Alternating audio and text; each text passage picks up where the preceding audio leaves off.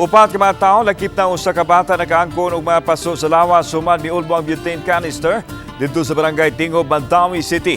Nabantayan ko nung adtunay misiyok sa dihang nagluto untag panihapon. Anong report ni Nico Serino. Sa Tingob Health Center, gidala kaganihang buntag kini mga nangangol sa pag-ulbo sa butane canister ni atong Sabado sa gabi. Si Oliver Bandulan, 45 anyos, nasamdan sa hitabo apan wa dayon mapa-check up sa doktor, maong gikumbinser kini pagpahiling sa health center. Lakip sa gidala ang 2 anyos nga bata nga nakaangkon usab og second degree burns. Luto ulit sa kanang hotdog. Nya karon kay ang aman. Sinya ko ba dili mo pansyon. Mo pansyon siya dili mo maon ba dili mo ubos. Pag ubos ana dili mo ubos. Pugos nya butang kuan pugos nga ana. Oh, then singliso-liso kadung kalit magbuto. Naturo to yung leaking sa kato siya na leaking ko. Motong pagbuto pag-arag ulbo sa kuan buto nabundak na sa second degree burn. So katong naiburot. Pwede ang kuan gamay ra ang areas dili jud daghan. Ang usual ana is gidressing namo diri and then kanang antibiotics nya tetanus prophylaxis.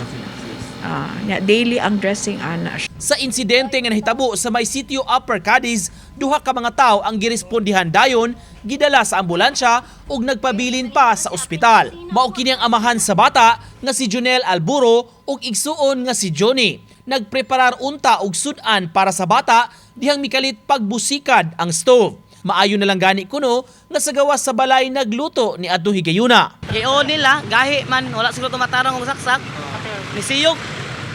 Nya wala sa sila alambag nga nisiyog ilan sang gion. Mong ipangutana siya sir. Hingon siya nitago ra kuno siya. Mong wa siya makuyog yun sa katong pagresponde. Ano nitago kay na kuyawan? Murag naadlok kuno siya og dagom. Kung ikaw pangutan sa humanan ni Sir ba, gamit pa mong butane? buta ko may lain lang gamito na butin man. Bensing ko. Ang kadalata. Ang malata. Pila ka adlaw na yung gamit? Kuan glutuan, maluto ra ko pat lutuan. Kahinumduman, ang mga otoridad dugay na nga nagpahimangno sa mga giingong dili luwas nga butane canister, ang uban gi-refill na. Matud sa usa ka konsehal, mugamit gihapon ang uban labi na nga mas barato kini. Mao nga gitinguha nga mahingusgan usab ang kampanya nga himuon sa kabaranggayan. Mao jud na ang ilaha. Ngano mo gamit sila kay maora jud kuan kanang maabot nila, ma-afford. Budget. Oh. Pero ano lang magkuan lang mi og kuan kanang information dissemination nga og panilitan gid nga kuan musupak gyud. Kuan lang siguro kanang amping lang. I-refill siya katong refill nga wala tagaan ang kuwan pa DOE. Ang ilang katong ilang 6 pitong nga tani. Paggalas pa. Mga modern na nga kuwan ba muna ang tagalitan pero tayo muna sa bahay pero muna nga. Lagi makahit siya. Nagi mo gamit ya pos nipis no? Nagi ang operator ng Uban ni Godfrey Relien, Nico Sereno, Balitang Bisdak.